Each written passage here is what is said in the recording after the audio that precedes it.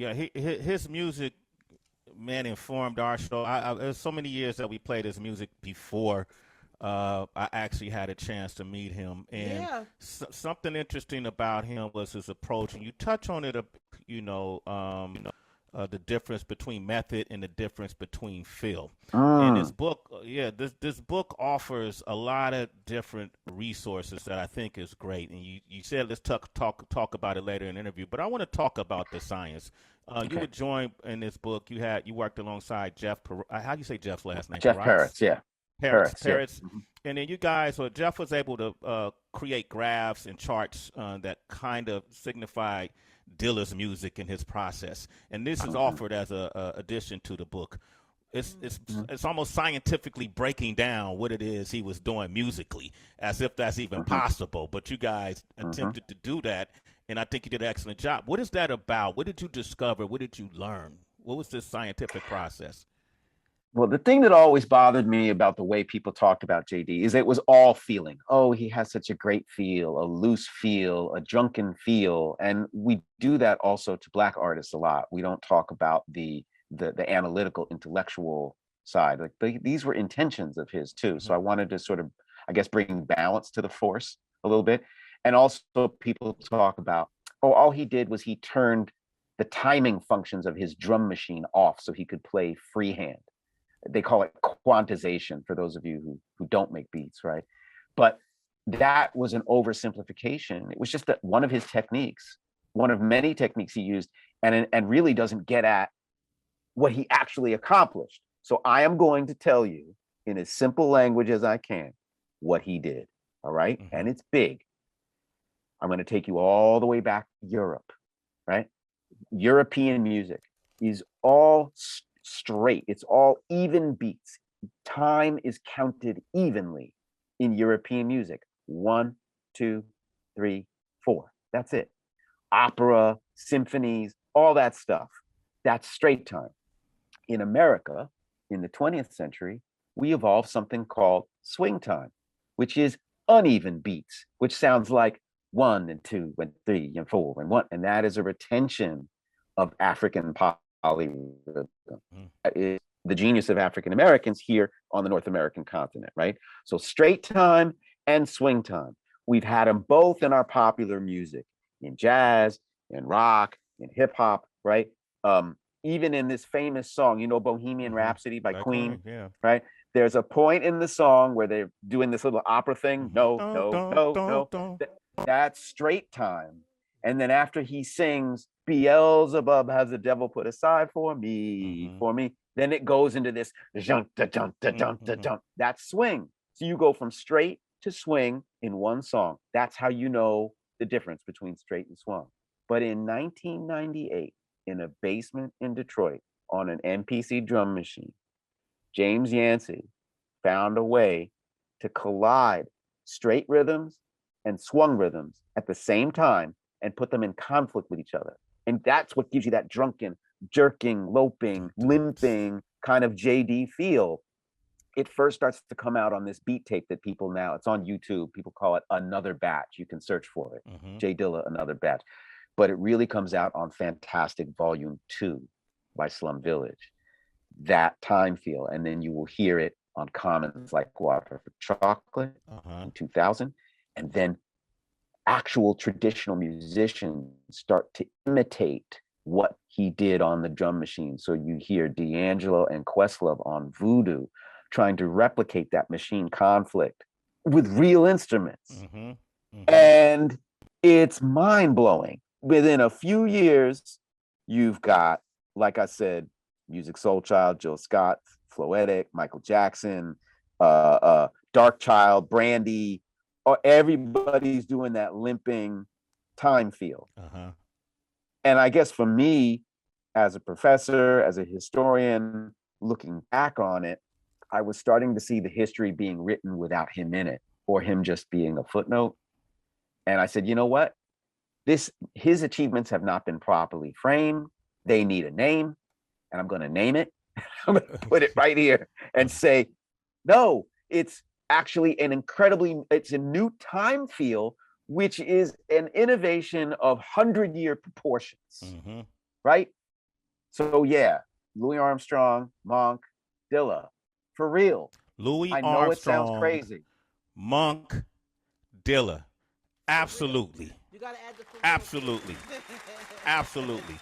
How'd I do? How'd we do with the explanation for the Man, radio audience? while you talking, I'm thinking of songs I want to play right now to demonstrate it. One of the ones I thought Let's of go. was Raise It Up. What do you think about that one by Slum Village?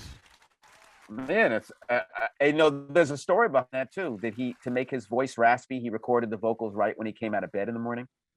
Oh, is that why he sounds like that? Okay. I hope you guys enjoying this conversation with Dan Charnas. Dan used to do a segment here on Sway in the Morning. You don't talk about it much, Dan. You don't brag about that? Come on, man. I listen. I brag about it. It's just I guess I got canceled. So I try to lay low about it. You didn't get canceled? What happened? I didn't. Bring me back, man. You know what happened, man? When you stopped showing up, but I stopped showing up. Rob Markman jumped right in your spot, man. Hey, listen, he's great. He's a great journalist. Props to Rob. Rob Markman. Okay, at Genius. Everything you see at Genius, Rob Markman is behind it. Okay, the new Dilla time, the life and afterlife of Dilla, the hip hop producer who reinvented rhythm. Get the audio book. Listen to Dan's voice. Oh, God. Get the book. This is great. Let's go to the phone lines. All right, we got Antone from Detroit. Rise and shine. What up, though, Antone? How you doing? Is it Antoine or Antone? Antone. Antone. What up, brother? Yes. How are you? Hey, yeah, I called him before a couple times, but yeah, I didn't even know Jay Dilla back in the day, but I knew his mother and his sister because my brother married his sister, Martha. For about 10 minutes, they were married. It was back about 20 years ago. And this mother went to my church. I knew her, and I knew his little brother and little sister. But I never really talked about Jay Dilla like that. And it was just amazing that he was this big. I knew his music, but I didn't connect them two together for a while. But I just sent her a picture of him. We had drew a picture of him over on off I-75. And I sent her the picture, and she was like, "Oh, this is so beautiful." It was crazy. Okay. Wow. That's 1 degree of separation right there, Dan. Antoine, thanks for your call. Wow. Yeah. Absolutely. When he talked about his brother, Dilla J, we had him on the show before, and we asked him about what does he think about his brother's legacy, and this is what he had to say. I feel like I learned everything about the industry after my brother passed. Like before, I just saw what he was doing in it, and then stepping into it. So everything dealing with that, and a lot of people that use my brother's name, for the wrong reasons. But it was one of those things that you just kind of let all that stuff out. But I don't feel salty about any of that stuff. Like I'm actually happy, like more happier than ever now. And again, like I embrace it. Like I love my bro, and it's like a tribute to him. So. Yeah, man. Like he opened the door, and I'm gonna continue. I always rep my bro for life. That's what's up, Illa J, man. That's great. Can I say something though? Like the story of John Yancey is in this book. We call him Illa J, but he's John Yancey, and his story is in this book. Like it's not just a story about Jay Dilla; it's a story about the people who raised him, who supported him. So you're gonna meet Frank Bush, aka Frank Nate. You're gonna meet Derek Harvey, aka Dank. You're going to go to church with them, right? At Vernon Chapel. That's probably what our friend from Detroit was talking about. You're going to meet John, really meet him. You'll even meet Martha, his sister. And I love them all. Like I just think all of their stories are so great. You'll meet the mothers of his children. You'll meet the people who worked with him in Los Angeles. A photographer named Brian Cross, a filmmaker who took him to Brazil for the first time, and a woman there named Samira Shah who basically saves Dilla's life while he's in Brazil. Like all of these incredible people and their stories I try to weave in because it's a tapestry. Nobody innovates and influences in a vacuum. So all of these folks matter. They all matter. The interesting thing about Jay Dilla as incredible, magnificent, and unique as a person that he was, including a producer, his music, ironically, never reached, I don't think on the Billboard charts, he never went he never got below 25. You know what I mean? Right. Like on the Billboard That's charts, right. right? I On the think the pop Light might have been charts, yeah. the pop charts, and I think was it Light might have been his most Yeah, his Light biggest. Oh, went to like either 27 or 23 on the pop, like just shy of the 20 mark, you know, which doesn't mean it's less worthy. It's just what I'm doing is I'm comparing it to the success that the Neptunes, Timberland, and Dr. Dre say we're having around that same time. Hip hop had become pop music, and yet when people speak about Jay Dilla now, it's like this incredible lofty, his drum machines in the Smithsonian. People, like I said, people ask why? Why? I don't understand. He never hit. Premier is better than him. Like, you know what? Here's what I say. When people talk about the best producers, right? I say Jay Dilla is not a best anything. I wrote this entire book and I did not call him the best anything. Jay Dilla is not a best. He is an only. He is the only producer from all of electronic music, not just hip hop, the only composer from electronic music to really change the way traditional musicians approach their instruments. Again, that's pretty darn big.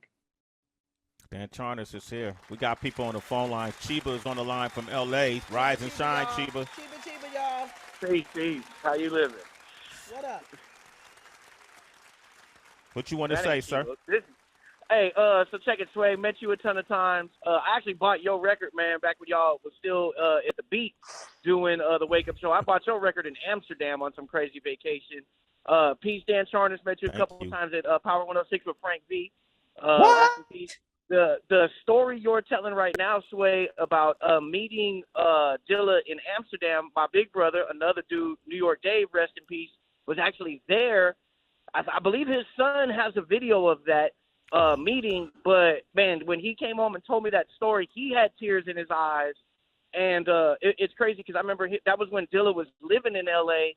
at that time, kind of towards the end, but I remember I was working at Loud at the time, and I remember him coming up there and telling me the whole story, and he brought Dilla by one time, and I just remember that whole era, man, and yeah, they were all crying, telling me the story of how remarkable it was for him to finally meet you. So yeah, man, that's you about to make me man. cry, man. Jeez. Wait, what club? Much love to all y'all. Paradisios? Love to you too, Chiba. I think it was Paradisios. Let me tell you something. If you're ever in Amsterdam, the craziest stuff used to go down at this spot called Paradisios. It was the weirdest spot to go party in Amsterdam, and things used to just happen there. Yo, one time I was in Amsterdam, different time than the time I met Dilla, and they start playing All Glocks Down. So I ran up to the DJ. I think I texted you that time. I was they're playing your song in Amsterdam. I feel like I texted you. I don't know, but and that was Paradisios and too. That was in Paradisios. Paradisios, it goes down. I don't know if it's still open, but Amsterdam, stand up for that club. Yeah, Amsterdam. Common came on our show and talked about his time living with Jay Dilla, being his roommate, and while they were living in L.A. You know, and what did Common offer? To me, Common was the MC that really kind of helped us know who Jay Dilla was. You know what I mean? Didn't he? Yeah, Didn't it was he? Common. It was Common because we played all his music, and it was like, who is this dude? You know, then Raphael Sadiq being a friend of mine, and with Uma and all of these different things, and you know, D'Angelo, you know, Erykah Badu, you know, all of these just straight trailblazers in music that got a chance to be around and work with Dilla. What did Common have to offer in the book? I think you're so right. I mean, even when I saw him in '99, I saw somebody who was almost kind of letting James lead, right? He would wait for James. Sometimes James wouldn't even show up at the hotel to pick him up. He was very patient with James because he knew that if he waited, he would get something that no other producer could give him and that no other artist would have. And what I spoke to Common for the book, I kind of called him. I said, you know, you're the James whisperer. You know what I mean by that? Like he kind of understood what made James tick and what made him work. And sometimes we're not willing to accept our friends' flaws and personality traits because they don't jive with our own. But Common was super patient with him. And then when his friend fell ill, he's like, come with me, come to Los Angeles. Maybe you have a change of scenery. The warm weather will be good for you.